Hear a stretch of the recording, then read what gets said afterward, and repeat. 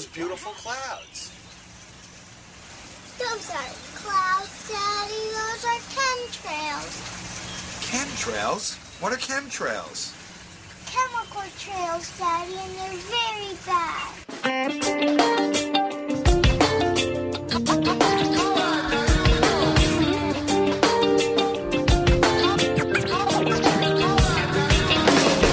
I look up to the sky.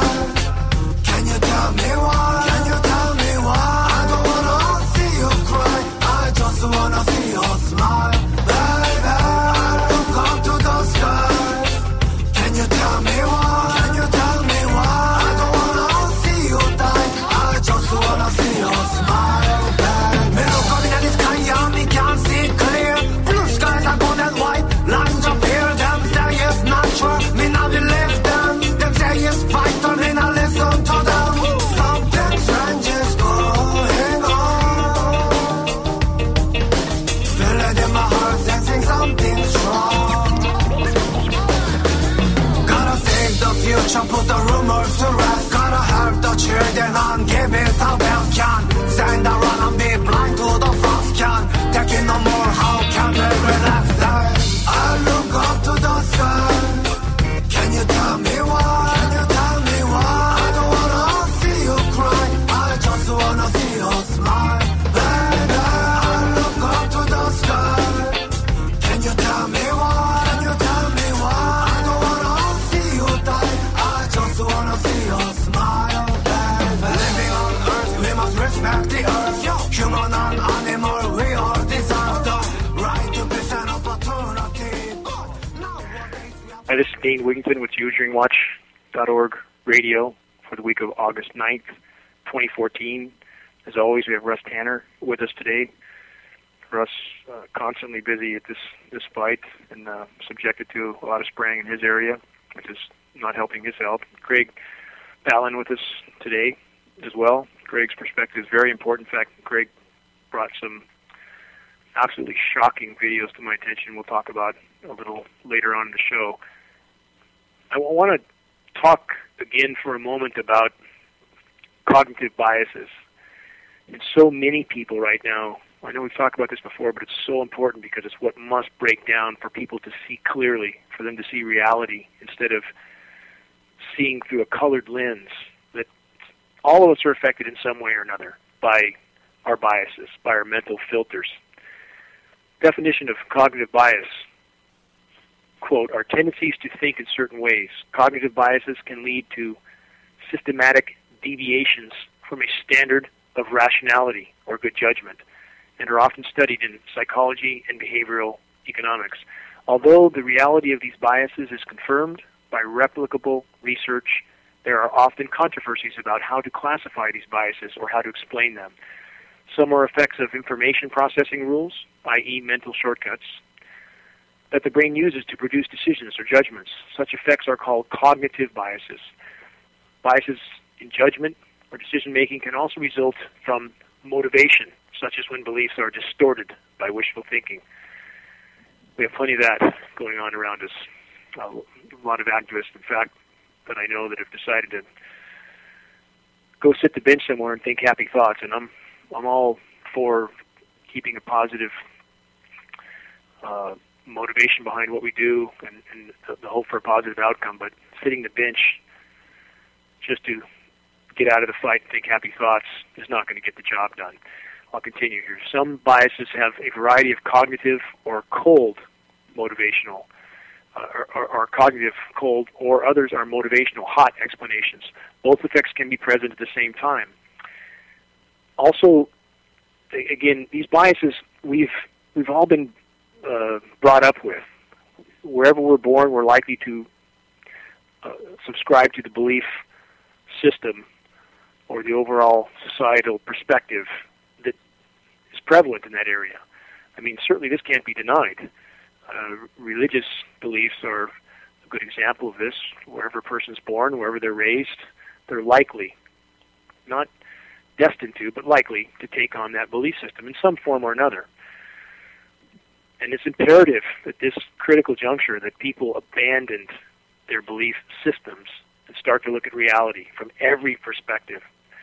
And we talked about this a little bit last week. It's astounding to me that many people who recognize 9/11 as being an inside job, and you can't not recognize that if you're thinking clearly, and they recognize the spring, but somehow then they believe what the same power structure says, the Western powers, the U.S., Israel, they believe the official narrative from these power centers when it comes to certain global conflicts that match their religious perspectives. And that's simply not correct. When we assume something's a certain way because it matches our belief system, that's not using our sense of reason. We should look at the facts without bias. The normalcy bias, we've talked about this before too, but it's so important I want to bring it up again because it's absolutely epidemic in our society. Normalcy bias, or normality bias, refers to a mental state people enter when facing a disaster. It causes people to underestimate both the possibility of a disaster occurring and its possible effects. This may result in situations where people fail to adequately prepare for a disaster, and on a larger scale, the failure of governments to include the populace in its disaster preparations. I can say with reasonable certainty that our government is not preparing all of us a spot to stay in their DUMBs, their deep underground military bases. I think that's safe to say. We're not part of their disaster preparedness. No question about that. Perhaps we're part of it in the sense that we're slated to be dealt with by whatever pathogen they release, the ongoing toxic metals and chemicals they're releasing above our heads. That's the part of their disaster preparedness that we're included in. I'll continue with normalcy bias definition. The assumption that is made in the case of normalcy bias is that since a disaster never has occurred, then it never will occur. It can result in the inability of people to cope with a disaster once it occurs. People with a normalcy bias have difficulties reacting to something they have not experienced before. People also tend to interpret warnings in the most optimistic way possible, seizing on any ambiguities to infer a less serious situation. How epidemic is that? I live in Northern California. It's like living in hell now. It's like a completely different planet than 10 years ago. Unbelievable. And so many people around me, no matter what they see or what's pointed out to them, the bark being burned off the trees, trees dropping their leaves, trees dying everywhere, they somehow just parrot whatever the media said. Oh, this has all happened before, which is a total lie. In fact, so much of our data, the media falsifies data, the agencies falsify data to make it look like certain cataclysms have happened before, 50 years ago, 100 years ago, which is statistically a lie in so many cases. But if people hear that, they can assume that normalcy bias. Oh, okay, it's happened before, nothing to worry about. Even though the forests are burning down around me, the trees are dying around me, it's too hot to even stand in the sun, somebody said somewhere that it's happened before, so therefore I can go right back into my bubble. Well, the bubble's going to get popped here soon. It's being popped as we speak. So the normalcy bias is not going to save people from what's unfolding around them. Only getting up off the bench, getting in the fight, and trying to make a difference for the better could matter at this point. Another subject, New World Disorder. Emerging division between East and West threatens to plunge the globe into chaos. This is happening now, and it's being fueled primarily by the U.S. and the Western power structure, which includes Israel. These are all the same power structure, all of them. And this is, I'm not singling out any particular group or population or ethnicity. I'm simply saying that clearly anybody who does any research would understand this is all the same power structure. EU, U.S., and the state of Israel, they're all the same power structure. So they can, the media that's controlled by these same entities is saying a lot of things that are, for lack of a better term, that are lies. What happened to the coverage of the downed Malaysian airliner? Does it not matter anymore? The U.S. has already used it for what it wanted it for, to spur and propel the race toward World War III, and so we don't hear about it anymore. And the American population, again, so long as there's an upcoming game, a championship, a new episode of American Idol, they seem quite content for the moment, but they won't be for long as the shelves empty out of food and as the power structure starts to suck the noose around their neck. In general, over the last several decades, the world has experienced an unprecedented era of peace and prosperity. This is from the same headline on the Emerging Global Chaos. The opening up of relations with China and the end of the Cold War resulted in an extended period of cooperation between the East and the West that was truly unique in the annals of history. But now things are shifting. Indeed, shifting by the day. Let's move on to ISIS, the Islamic State of Iraq and Syria. This headline: ISIS is a creation of the United States and its Persian Gulf allies, namely Saudi Arabia, Qatar, and recently added to the list, Kuwait. Now, Greg Palin emailed some videos to me that were beyond shocking.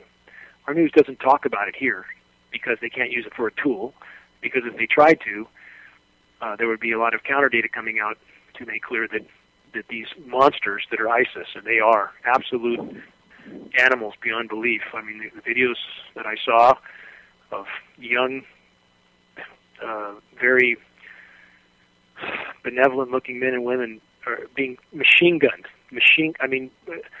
Shot in the head, laid down in trenches, and I mean, these videos are absolutely brutal. Another one of about 40 bodies laying around at an airport with no heads, all the heads stuck on the posts, like something you'd see in, again, some sort of a horror movie. This is ISIS. This is the creation of the U.S. and Israel and the EU. Literally, I'll go on to that point to back that up in a minute. ISIS leader, a CIA puppet. According to a document released by NSA whistleblower Edward Snowden, Abu Bakr al-Baghdadi, the leader of ISIS, now the Islamic State, is an CIA intelligent asset. Operation Hornet's Nest. Snowden document says U.S., UK, and Israel are behind ISIS. The former employee at the U.S. National Security Agency, NSA, Edward Snowden, has revealed that the British and American intelligence and Mossad worked together. For those who don't know who Mossad is, that's Israeli's intelligence agency.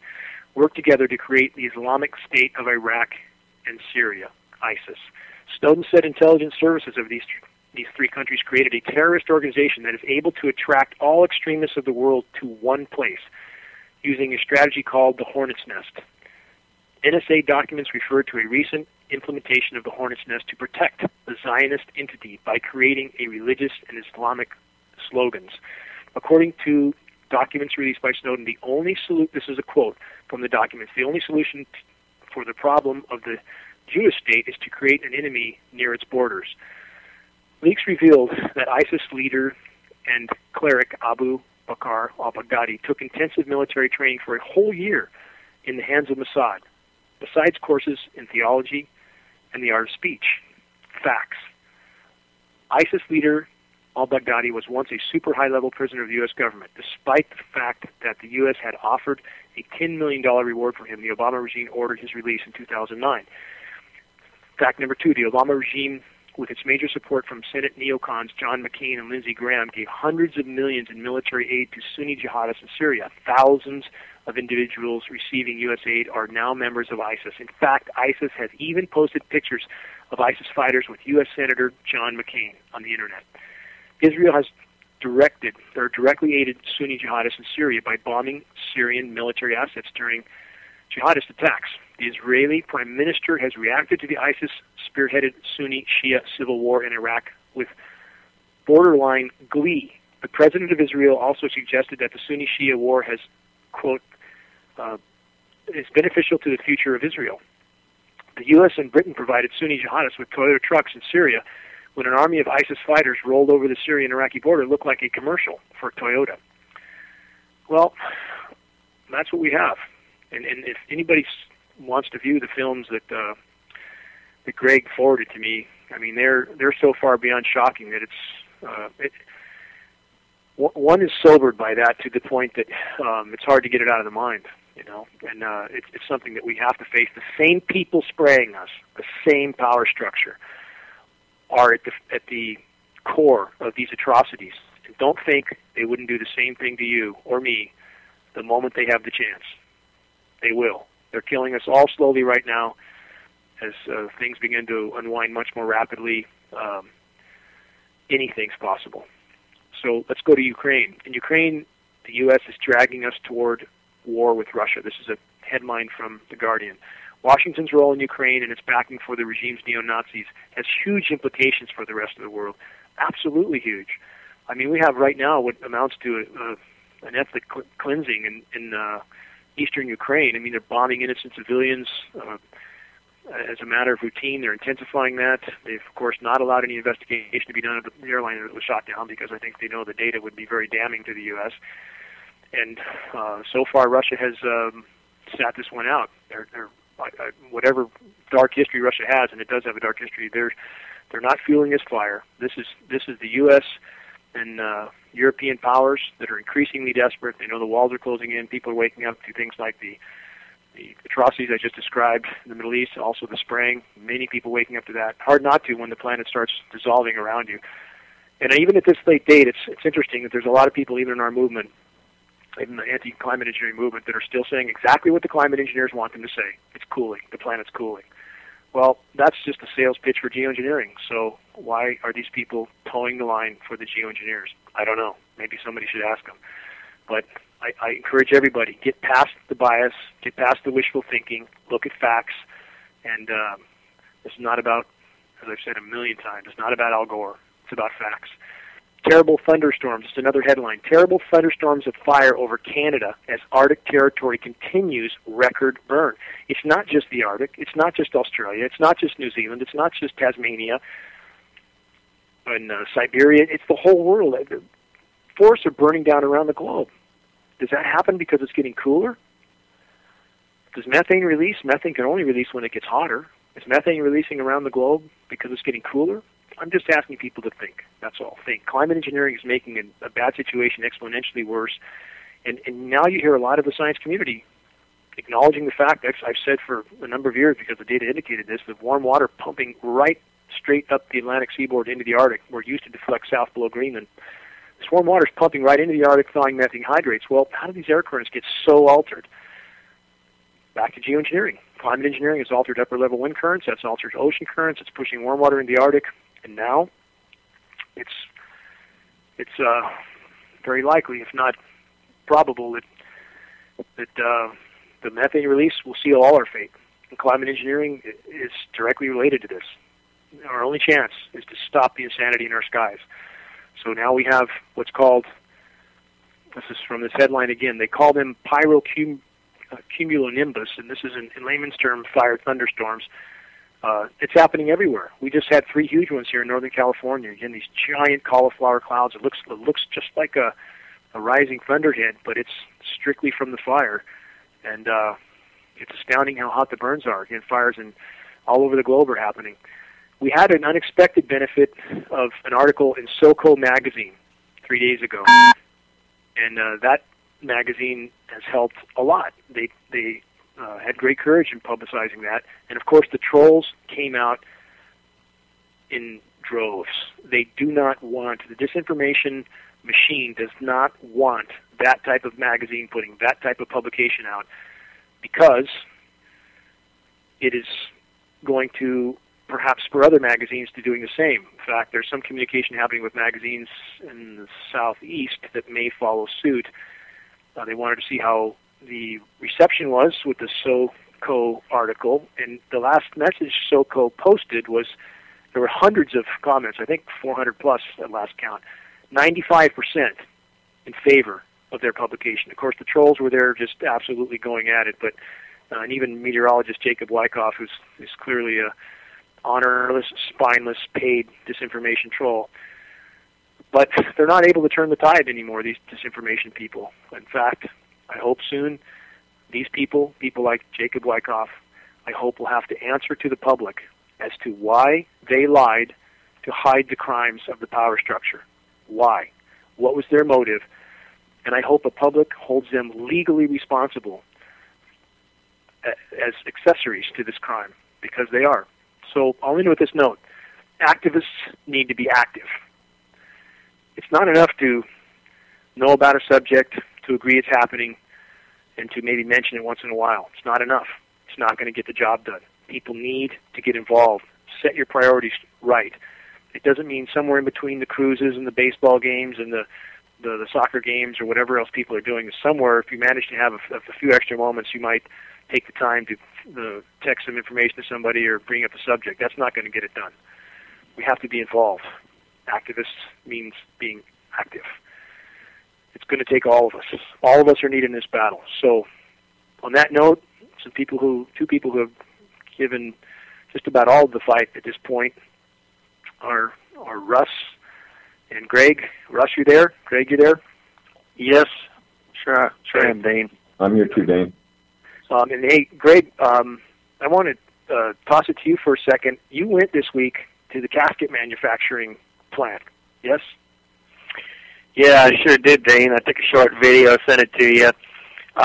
What I found interesting after a little more research last night, Vantage Products actually came up with a response. They had one of their plant managers out there with a guy from the Tea Party, and I thought the guy from the Tea Party was a little goofy, but the employee from Vantage basically said that the coffins or casket liners are not in any way related to FEMA. And I really don't think that's the issue. The guy from the Tea Party did not ask, okay, are you supplying any other government entity, that being the CDC, which in the areas around the country where these casket liners are being stored, one of them being Madison, Georgia, the guys that were getting in and out of the casket liners to see how many bodies could fit in these casket liners made reference to the fact that the owner of the property out there in Madison, Georgia, said that the CDC had leased the property. So the plant manager from Vantage really didn't address as to whether CDC was involved. All he said was that FEMA was not involved. And to me, that's just a cop-out, you know? Well, it is. I mean, and there's a lot of people who've taken notice of your, that particular site. I'm looking at a headline right now. Our coffins are being stored in Atlanta for a, quote, high-casualty event. We have a number of other headlines as well. FEMA coffins, Snopes. I mean, there's, people are taking notice of this, other preparations, potential, these FEMA camps and so forth. Certainly preparations are being made on a lot of fronts.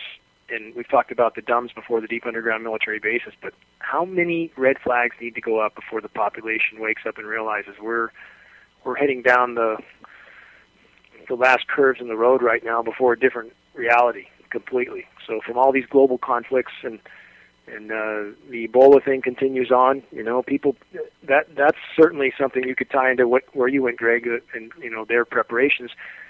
And Ebola may come or go. It's impossible to say. If this is an engineered pathogen, as it appears to be, and they perhaps can have some control in turning it on or off, but certainly they're trying to use it right now as a news story, and it is a valid story, no matter what, whether it's engineered or not, whether it's controlled or not, whether it's going to continue to expand or not. It's still an important news story. But how many people are really aware of any of this? Russ, in your area, we're all in geographically different locations. I mean, in your area, Russ, I mean, how many people are aware of, for example, the Ebola situation? I think it's a lot smaller. I think the biggest problem is not only do few people know about it, but the people who do know about it think that it really isn't a big deal and won't affect them. So, we have two layers of disinterest in the issue, I think. So I think it's unfortunately very, very small, much smaller than it should be. And it may not affect them. I mean, we don't know at this point. We don't know how far they're going to push this, and certainly it appears, if you look at the history of Ebola, it absolutely appears that they've set off hotspots periodically in Africa just to make sure how well they could contain it. I mean, if you look at the outbreaks, it's very astounding. Why would it happen in these particular locations? And they appear to each be an experiment where they were doing dry runs, if you will, to see, again, to verify they could contain it and so forth. And the normalcy bias plugs into what you just described, Russ, where people, if they haven't experienced something ever in their life, it just doesn't seem real. It just doesn't. And so it won't until it is. And it may be, one way or the other, there's going to be a lot of realities that most people are not ready to accept soon. But, Greg, those films that you sent me, I mean, those were, you obviously viewed them both. I mean, isn't that an image, are those images not very hard to get out of your head? Yeah, extremely hard, and that's why I wanted you to see them. Thanks to my buddy Charles for forwarding those to me. I got to give him props because I get a lot of information coming to me from different sources, and he sends me some pretty good stuff. And I think people do need to look at those type of videos to see what is possible, because it is the same power structure, and then that could happen on American soil. American citizens do not need to rule that out, because it could easily happen, and that's why I'm very concerned about it. Because looking down the road and looking where this road ends, that's why I fight as hard as I fight. I know where we're headed, and I hate to see it go that route. I just wish people could wake up and come together and fight this behemoth that wants to suppress our freedom and liberty and, you know, every other thing.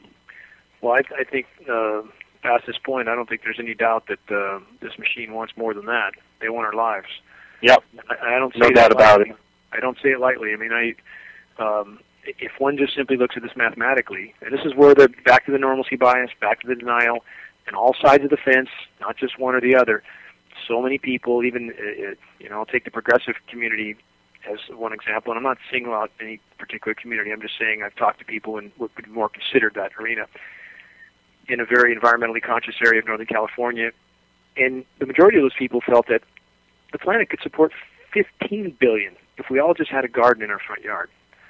And so they went off thinking their happy thoughts, as I described earlier, and that's just simply a scientific, mathematical impossibility.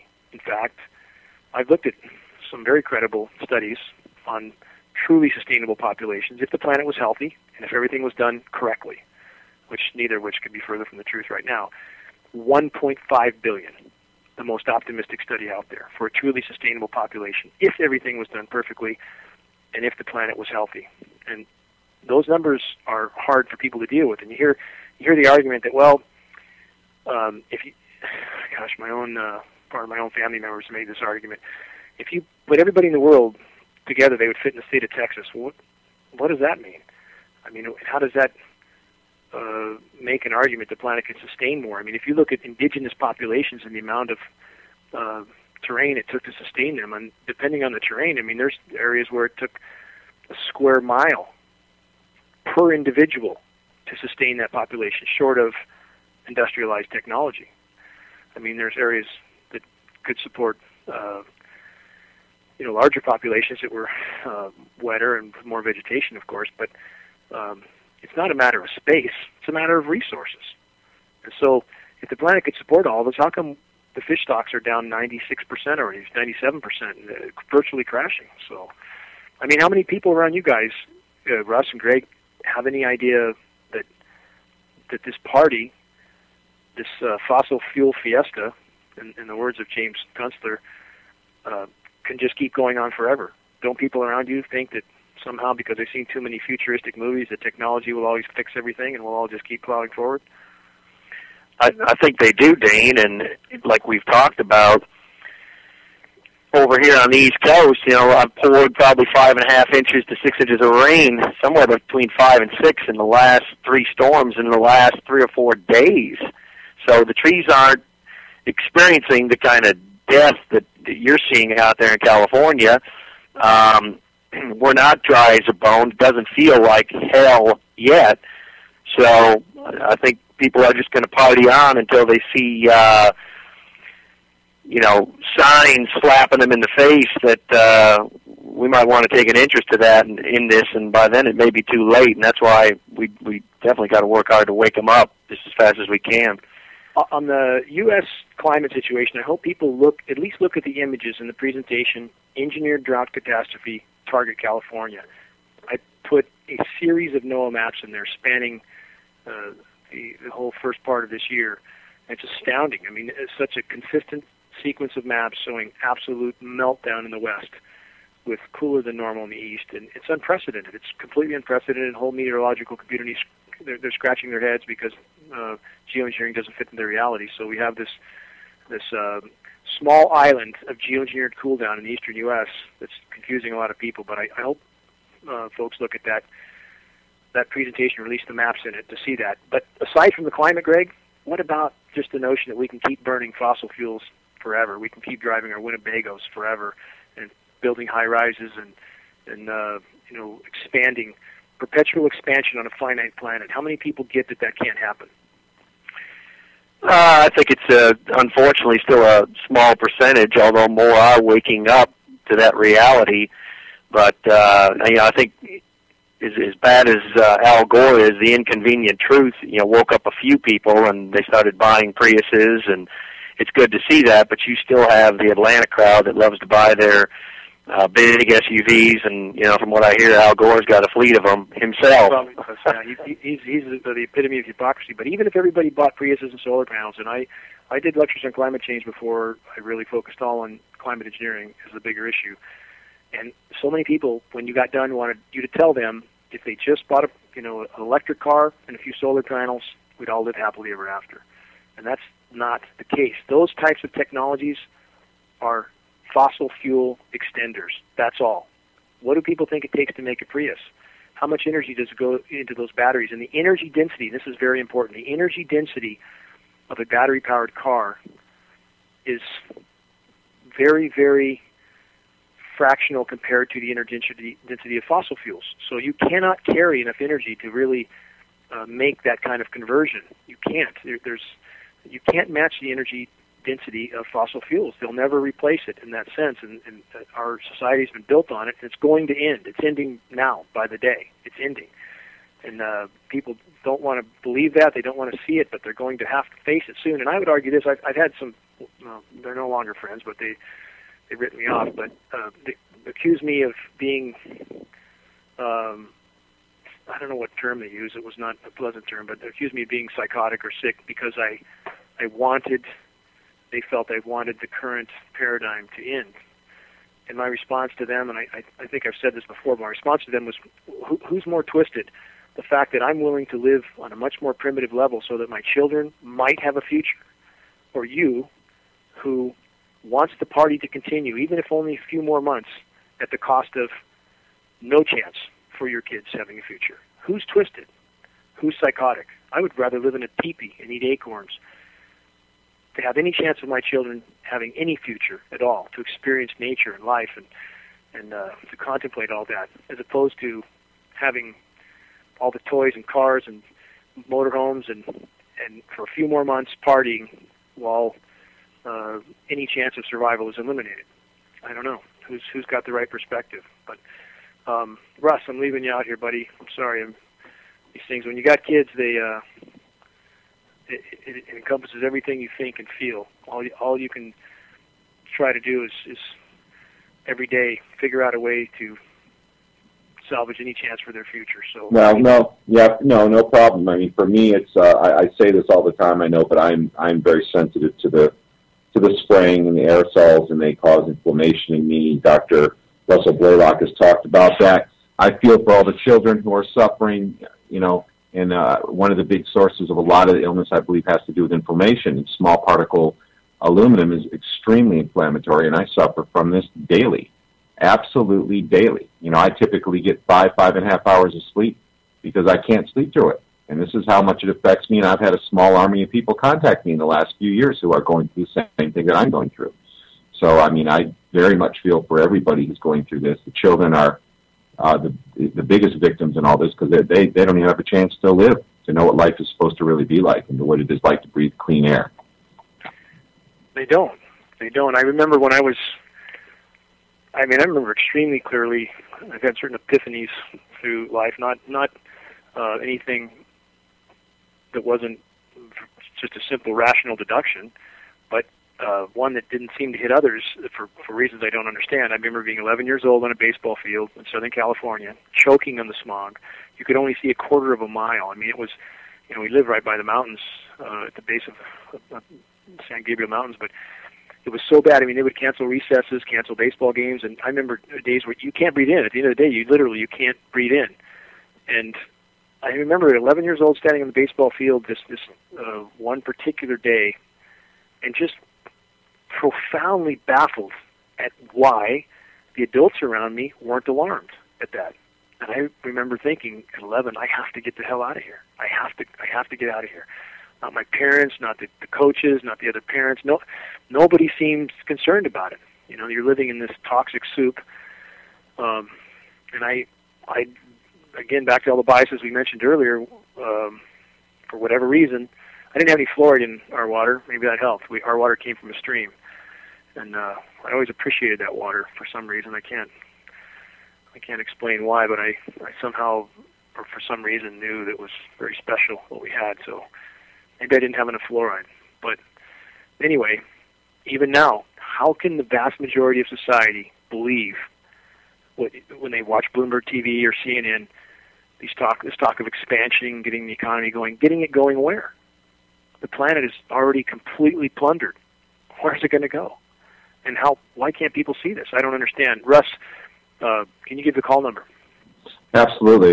For those who want to call in, the number is 718-717-8296. One more time, it's 718-717-8296, and I'll post this in the chat room at ucy.tv as well.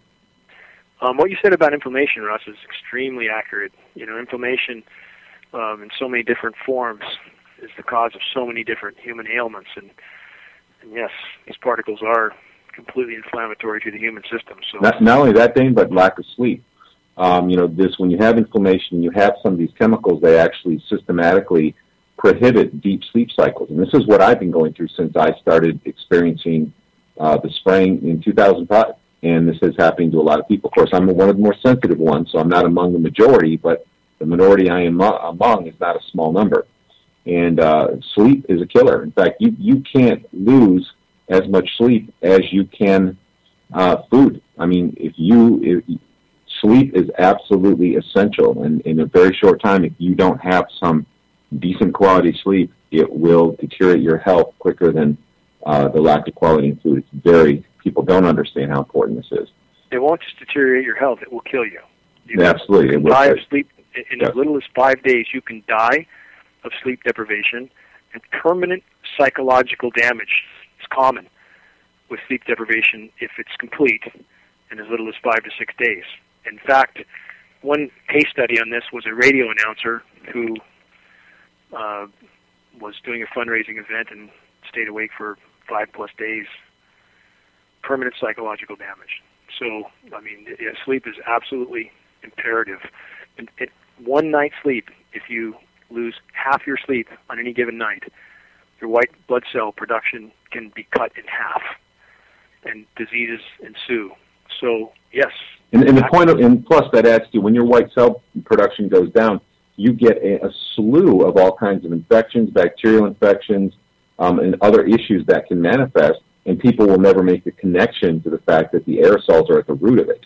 And we're seeing this right now. We're seeing so many fungal infections and bacterial infections and problems with eyes and skin problems and all of these problems, but people don't make the connection. And I think maybe that's one thing that we can do to help people care, is say, if you're suffering, guess what? It may very well be related to all of this stuff you're breathing.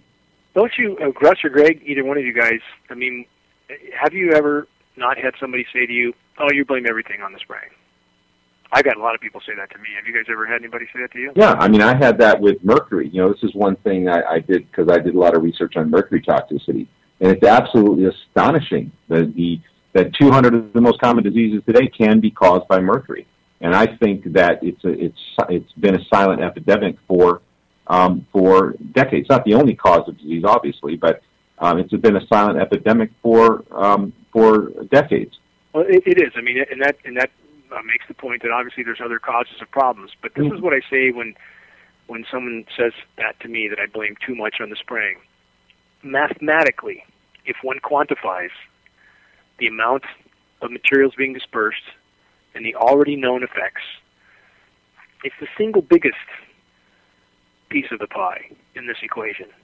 It doesn't mean it's the only one by any means at all. But when we know the overall effects, again, that we've been over 1 million times, the shredding of the ozone, the toxification of everything, air, soils, water, disruption of hydrological cycles, fueling the burning down of forests, on and on and on. It's the single greatest wrench in the works right now. Again, by no means the only one, because it also combines with what you just mentioned, synergistic toxicity. In the case, in this circumstance of aluminum and mercury, we do have study on that. And the combination of those two metals can increase toxicity by as much as 10,000%. And the reason that is so important is because almost everybody has some degree of mercury toxicity. And it may not manifest in some of the public until you add the aluminum. And so now you've got a toxic mixture that's actually going to start manifesting a disease. There you go. And then, Dane, you got the combination of the stress that everybody's under with their financial situation, the fear from Ebola and the police state, and you combine that with the sleep deprivation, which obviously stress causes sleep deprivation. That may be why they need the casket liners stacked up all over the country. That's probably a design soft kill in itself, notwithstanding the chemtrails or geoengineering. That's a great point, Greg. The way our society is structured, everybody is like rats on a treadmill. Now add the lack of sleep, as Russ brought up, and the metals aiding to that. It's an absolutely lethal combination. And how happy are people really? I mean, people seem so attached to their modern, completely chaotic lifestyle that's not going to last much longer no matter what. I would go back to being a hunter-gatherer in the flash of an instant to have a healthy planet and a chance to have, for my children to have a future. And interestingly enough, the hunter-gatherers worked on an average of about 4 hours a day. Well, maybe they didn't have the Xboxes, PlayStation 4s, smartphones, but they had a life. When they ate something, they didn't have to wonder how contaminated it was. I posted a day or two ago a video. In fact, the full video I hope people watch on RTTV, but farm fish is being the most toxic food on the planet. Fish, that everybody's taught to think is good for them, could not be further from the truth. Even the wild-caught fish are contaminated with, and have been for a long time, with mercury, as Russ brought up. Now there's radiation and a host of other contaminants, but the farm fish is absolutely toxic beyond belief, and I encourage people to Google RTTV. I think it's called Filet Fish or something. It was the name of the full documentary, but just RTTV, toxic fish, you'll find it. Watch that video, or you can see the trailer on GeoEngineeringWatch.org. But not only that thing, but even regular fish. Even regular fish. We actually did a little miniature study where we rented a $15,000 mercury vapor meter. Our company did this, and we started opening cans of fish, salmon and fish, tuna fish, and even cat food that had fish in it in the kitchen. And we got anywhere between 120 to like 350 micrograms per cubic meter of mercury vapor in the air right off the top of the can right after it was opened. In fact, there was so much that after doing an experiment, opening about 10 cans, we ended up having about somewhere between 30 and 40 micrograms per cubic meter of mercury in the kitchen that we were doing this in, just from opening cans of fish. And we decided to check the litter box of the cat, and we had something close to 50 as well. And 50 will shut down a factory according to the EPA, and that's actually a high figure because other organizations make it lower, like 25, or in remediation or investigation will be triggered by 0.3. So, it's just astonishing the amount of mercury that is coming off fish. It is. The older the fish, the more mercury they have. And, that's what I mentioned, even the wild-caught fish, not safe at all. The farm fish are absolutely scary. They're so toxic. But even going back to the late 80s, I spent a lot of time at the Channel Islands off the coast of California, 50 miles out. I would stay for days at a time on my boat. It just, you feel like you're in the middle of nowhere. Nobody goes to these islands. There's a million boats in Southern California. Nobody goes out there. So you feel like you're on this private island, and I would spearfish for my food, and these are marine preserves. So you assume that this fish is clean, or as clean as you could get, one would think. The older the fish, the more mercury they accumulate, because these metals go in, but they don't come out. We all know that. So I would live off these the kelp bass, and some of the big ones, might be 20 years old. A 12, 14, or 12-pound, 10, 12-pound kelp bass, which is as big as they get, might be 14 years old. And I finally just decided to call the state biologist to make sure. I was eating a lot of this stuff, and I wanted to make sure that it was okay. And in fact, he told me off the record, he wouldn't say it publicly, but he said, stop eating it. The fish you're eating, especially the older ones, are 20 to 30 times over the considered healthful limit for mercury. Then even in the late 80s, even 50 miles out to sea, that high in mercury.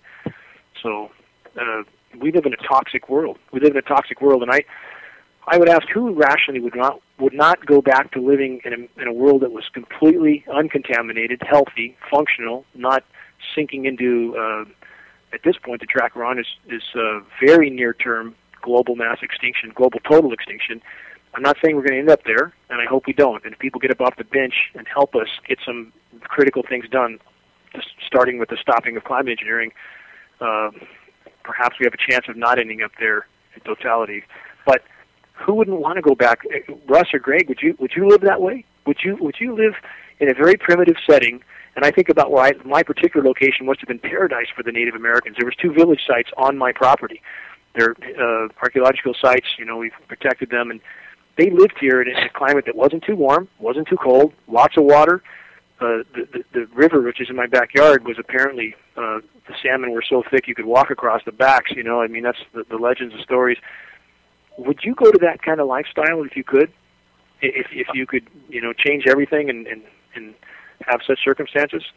I grew up that way, Dane, for probably the first 20 years of my life. I mean, no house. I'm talking about living in, teepees, and here the Pit River Indians lived in a makeshift shelter that was halfway underground.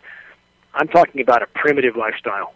I would like it, but probably the majority of Americans that have been weakened and are addicted to the Matrix, they would never take that option. And Dane, I wanted to make one point in regard to global extinction. I was reading this last night, and I posted it. This is an excerpt from a quote from Zbigniew Brzezinski. And he writes, to put it bluntly, in earlier times, it was easier to control 1 million people than to physically kill 1 million people. Today, it is infinitely easier to kill 1 million people than to control 1 million people. And this guy is advisor to Obama, which is quite disturbing.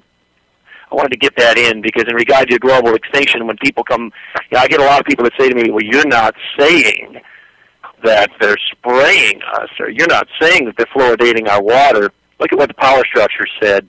Yeah, Zbigniew Brzezinski's been around forever. He's been part. Yeah, he's like a Henry Kissinger, Exactly.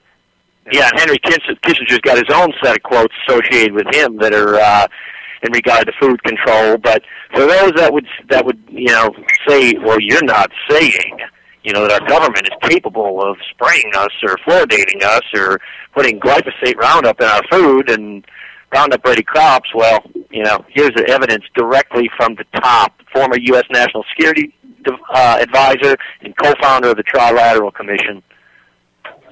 Well, he goes back. He was advisor back as far as Carter. And yep. For those who say that, Greg, and you're right, most people do jump to that conclusion, but it's back to that sort of bias-filtered thinking that I described at the beginning of the show that controls most people's actions. Most people's. And that's what needs to change. It needs to change. We can accept reality well or poorly, but accept it we will. We have no other choice. So why not face the challenge instead of denying it or ignoring it until the last moment? Face it while there's still something left to salvage. And those people who say that our government wouldn't do this, we have historical records of it. Several dozen in the case of biological testing on innocent populations. So there's no debate about this. It's historical fact. It's what governments do. It's what our government's done. So there's absolutely no question about that that nature of our government. And the films you sent me, Craig, again, to try to just to paint this picture, at least verbally, there was probably in the one film, again, about 4 dozen very peaceful, nice-looking young men that were unloaded out of these trucks and herded over and made to lay down on a big patch of dirt. And it's hard to understand, do they not fight back because perhaps they were threatened with a more slow, painful death if they tried to fight back? I don't know. I know if I was being herded off like that, at least I think, one can't really know what one would do unless you were there, but I would make a run at one of them. I mean, what you have nothing to lose. Nothing to lose. Yeah, and then in the other video, Dane, as you saw, they marched these young guys up blood was covering a concrete pad that was probably 30 feet by 30 feet. They shoot the guy in the back of the head. They push him off the plank into the water and just let him sink. Yep. I mean, the barbarism, the barbaric nature of what's going on over there, I hope we never see that here, but it wouldn't surprise me. Well, you know, here's the bottom line. When there's not enough to go around, you see what people are really made of. And we're very close to not enough to go around. And when there's not, the rule of the jungle immediately applies. And you don't hear about this stuff in our news. You don't hear about where was the U.S. in their, attempt to protect rights when 800,000 innocent civilians were literally hacked to death with machetes in Rwanda. Nobody even heard about that. 800,000 literally chopped to death. I mean, I read a bit about that issue. You had these bands of machete-toting psychopaths entering churches and so forth and literally hacking to death the entire congregation, bodies everywhere. I saw films of the carnage a day or two after. I mean, it's beyond even understanding how it can happen. Where was the media coverage of that here? And why don't people wake up to that? The government doesn't give a damn about them. Not at all. The U.S. military is not about protecting the U.S. Citizen. Not at all. And I hope our brothers and sisters in the military wake up to that fact. They're simply tools for the global elite.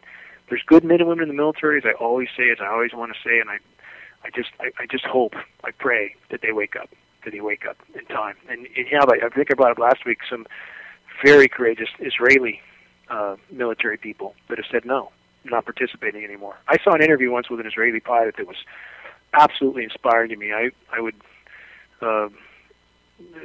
can't imagine the honor it would be to shake his hand because he refused to fly. I'm not going to bomb innocent civilians anymore. And this, when I say something like this, a lot of people think, oh, you must, condone Hamas. No, I don't condone Hamas. I mean, things are not so black and white. I condone the slaughter of innocent civilians on any side.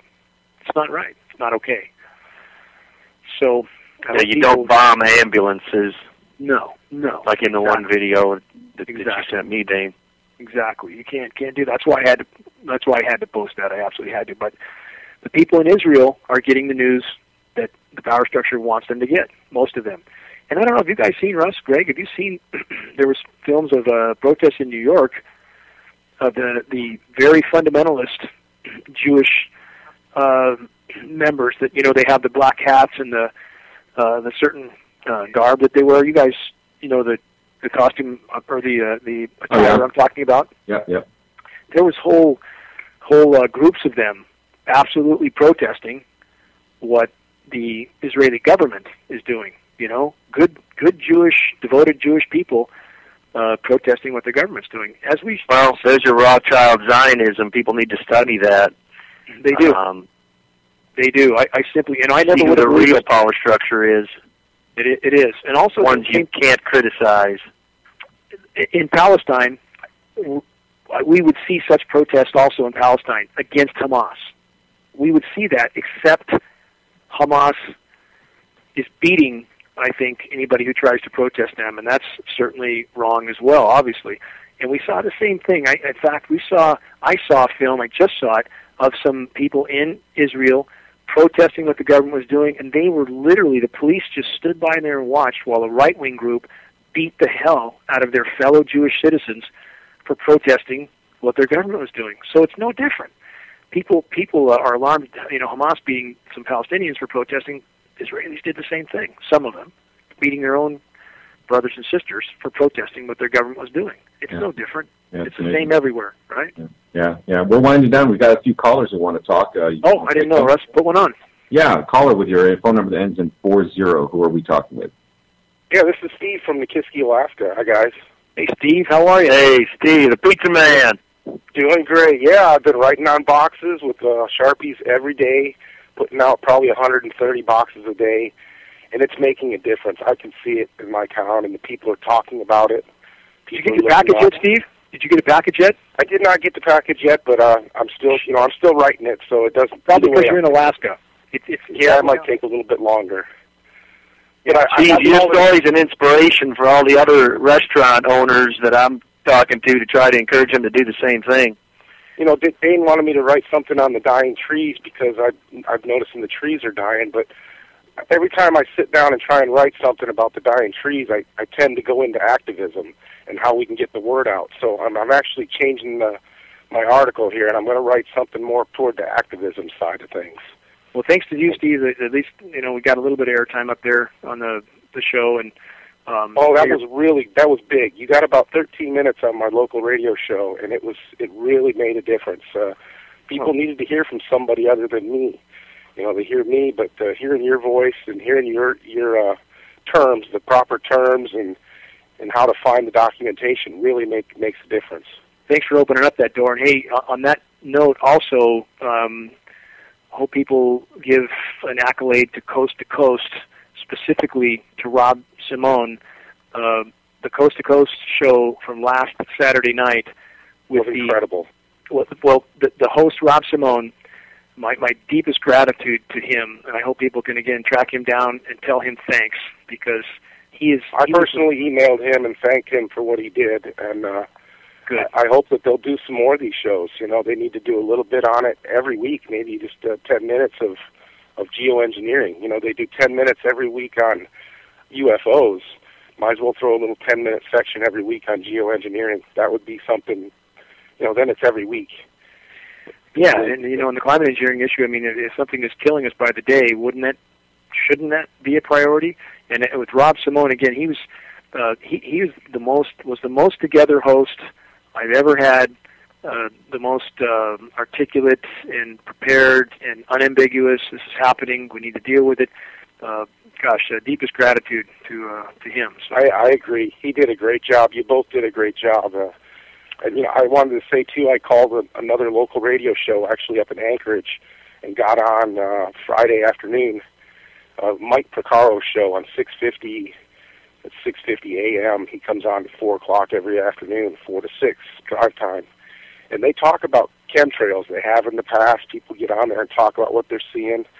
But I got on there the other day and used some of the proper terms like solar radiation management and climate engineering, and I said, we got to stay away from these terms like chemtrails because it's misdirecting people. And, I'm going to continue to call that show every week and get on there, and hopefully we can direct more people to your website and Russ's website. Semantics are important. Yeah, the more all this together with Russ and I and Greg, and nobody's. The bottom line is the word gets out. It doesn't matter whose site they go to, as long as they get information. We're definitely in this together. Your package went out Thursday, I see. Okay. Even so, I'll get them to the right places. I'll make sure they don't get wasted, and do everything I can to get them in the right people's hands. Thank you for what you're doing, Steve.